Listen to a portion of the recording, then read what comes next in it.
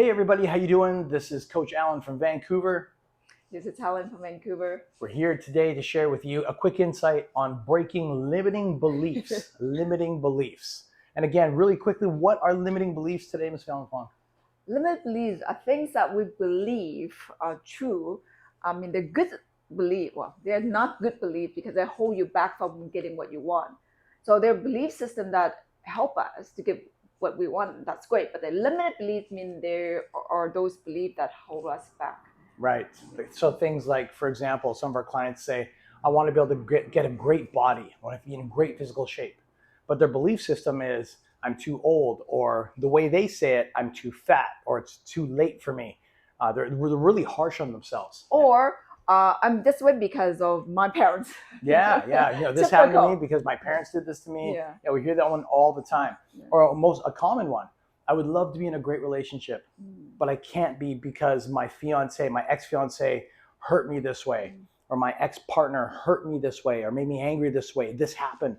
So now I distrust all other people. I want to be in a great relationship, but I don't trust anybody. All men are like this or like that, right? All women are like this. You guys get the idea, right? Yeah. So those limiting beliefs, we used to believe as well. You know, once you have them, some of them you can break, but many of them, we used to believe that's it, we're stuck. And we've learned over time that there's ways to break that belief system. So if you are somebody that wants to rise, that wants to get ahead, get something in your life that maybe you had once and lost, or maybe you've never had before in your life, this video is like a prompt on how to help you get from where you are to break through that old belief and to get where you want to be.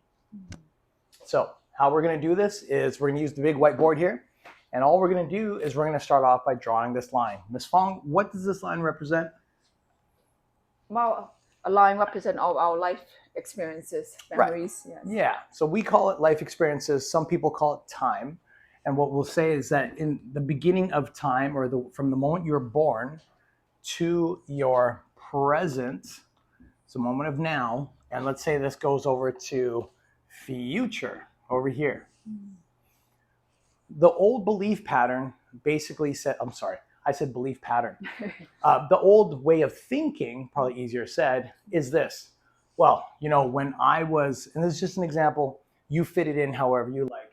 When I was 10 years old, this person stole my toy from me and it made me feel really hurt. And I trusted that person because they were my really good friend when I was 10.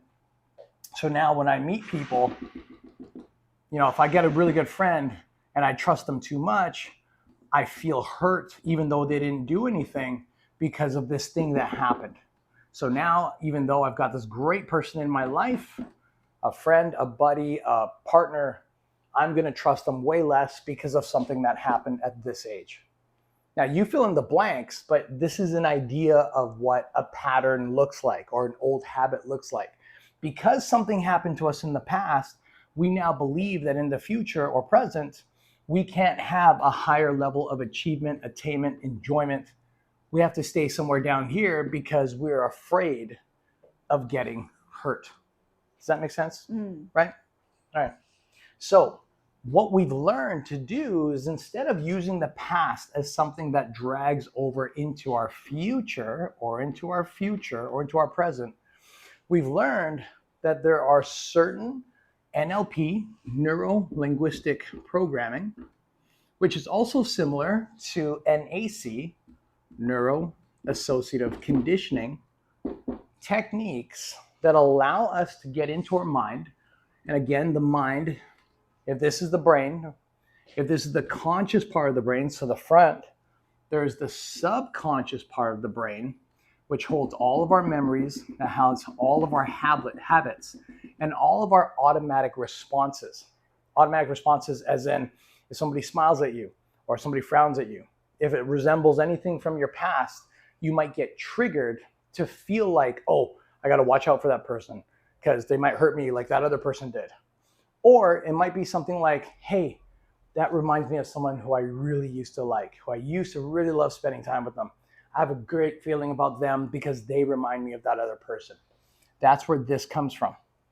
If there's a negative belief or a negative feeling from the past, there's a way to tap into the subconscious part of the brain, which is where all the memories and feelings are stored.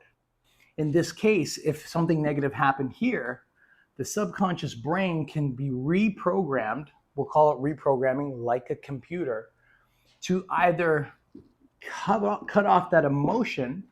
So the feeling, if the original feeling was, let's say, hurt, for you, it could be angry, it could be sad, it could be rage, it could be depression, whatever you want to label it. And what we can do, what we've learned to do, is create an emotional separation. Something where you literally, like, imagine a piece of paper and you take a knife and you cut it right in half. So there's the memory, there's the feeling, and all of a sudden the feeling is gone, but the memory is intact. We have learned from experience, both from ourselves and from our clients, that once we create this, it no longer has an ability to control our belief system in the future. So instead of judging, let's say, this person here, assuming that they might hurt us, like something that happened in the past, now we can look at this person and assess them for who they are and the experiences we have with them without having an emotional tie to this past hurt. That gets eradicated, that gets cut off. So what you end up with is the possibility of actually experiencing this friendship, this relationship, this individual, and bringing it to its ultimate heights, which this could lead to a best friend. This could lead to a marriage. This could lead to a soulmate. This could lead to a lifelong friend, partner, business partner, someone you can grow successful with, instead of allowing the shadows of the past to come aboard here. Those are just now gone. And that's super important, because you may want to ask yourself, what beliefs from your past have carried over into your present, into your future, that have made you feel smaller, or made you feel like maybe you can't have whatever that thing is that you want to have because of something that happened in the past. We have an ability to make that cut, to help you make that separation. And Helen and I have had our own experiences of how. Helen's going to chime in here and share with you what happened with her, so you have an understanding of how this experience actually comes into life. Okay, go ahead, Helen, take it away. Yeah, one of my first experience of limited belief was actually when I was 11 years old, right here, when I attended my ESL English as a second language. Second language. But when I came to Canada at 11, and then at the end of that year, my teacher, ESL teacher, asked everyone in the class what is it that they want to become when they grow up. And immediately I was excited. I said, I want to be a teacher. And then she said, right immediate too, told me, you cannot be a teacher because English is your second language, right? At 11 years old. That's it. I cannot become a teacher. In my head, whatever story I created. So it made me feel that moment a little bit sad. And because of that, I thought it was true. Right? I mean, when you're 11 years old, you heard someone who's a teacher, who's got credibility, and I was young, I didn't know better. So I actually believe her. And because it was taken in me so seriously. And as I go up in high school, I was always afraid to speak up in class. And I would feel so nervous if I knew the teacher would call students up and speak in front of a class for some kind of reading or something. I would pray, please don't call me, please don't call me, because I believe that I might not speak good English. So that got me throughout high school, and I did not like that.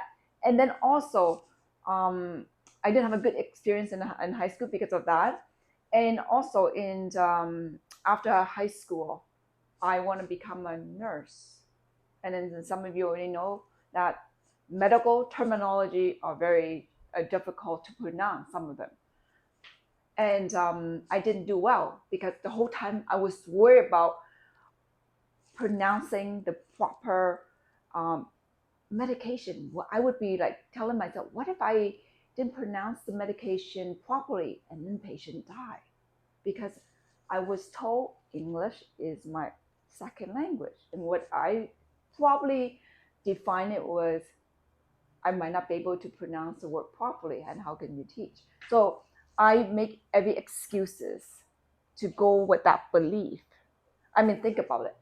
How many people out there are great doctors, are great nurses, and whose um, like English is not their second, I mean, not first language, but they yet have such a successful career because that belief system that I had in me ever since I was 11 years old hold me back until actually recently when I learned about busting the limited system to put something else new, right? If I encounter a word that I cannot pronounce properly, I would actually go on Google and listen to it many times until I get it right. Because think about it, it's challenging, but it doesn't stop me from going after it.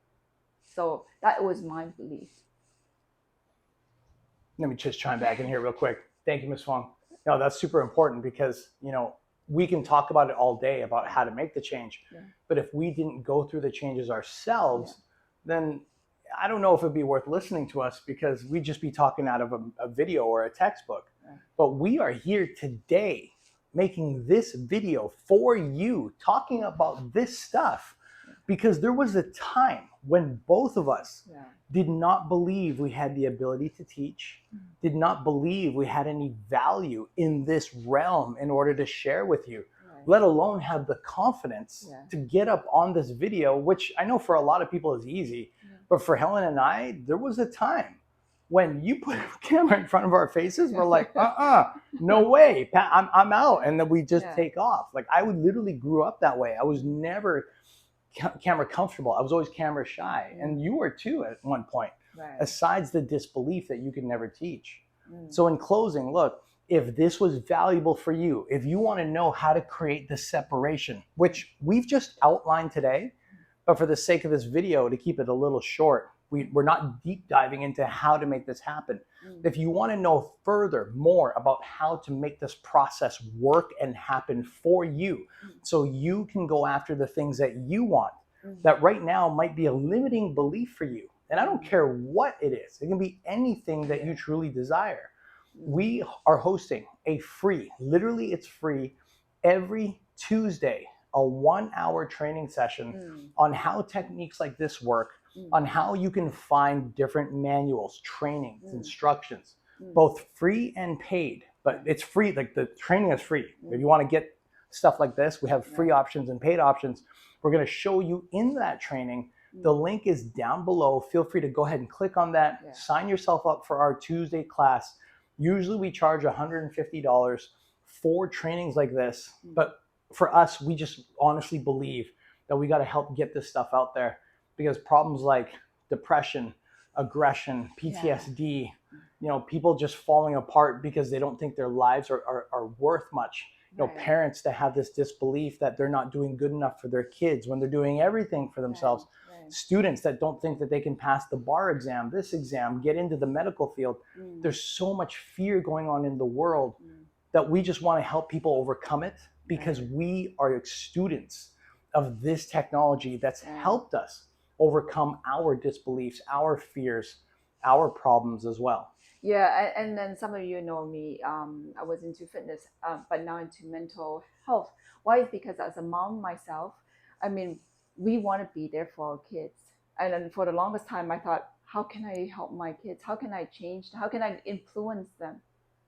And the things that probably you have experienced too, we parents, we're not always perfect. We make mistakes, but we can still go back to amend the things that we didn't do right. And that's the beauty about this. So if you think you cannot influence your kids, yes, you can. And I can actually show you right now that it's possible with certain techniques. Yes, the techniques where you can actually get results really, really fast. Yes, there are techniques that take many, many, years. But I'm telling you right now that there are techniques that we're using that takes minutes, literally, right, Coach Alex? Minutes, 100%. There's no Yes. longer that Yeah. belief system that you have to wait years Yes. for change. Yes. Maybe in some things still, sure. Right. You know, we haven't had a taste of Yeah. everything in the world. Right. But for a lot of the problems that we've helped people Right. overcome, Right. those 10, 20, 30, 40, Yeah. 50-year disbeliefs, traumas, Yeah. pains, emotional Yeah. hurts, Yeah. we've managed to help wipe them out in literally a matter of minutes, literally in just one day. So if that's something that you believe is important for you, go ahead, click that link below, get yourself signed up, and we will see you for our Tuesday call. It's at 7 p.m. Pacific Standard Time. Again, it's for 1 hour, sometimes a few minutes over if there's a lot of Q&A, but of course, we're there for you. So come in, enjoy yourself, learn from us, and allow us to help you take you from where you are to where you want to be by first helping you break apart those disbeliefs. Yes, I look forward to seeing you ladies. And men. We'll And see you men. there. Thanks, That everybody. too. They come with questions, of course. Yes.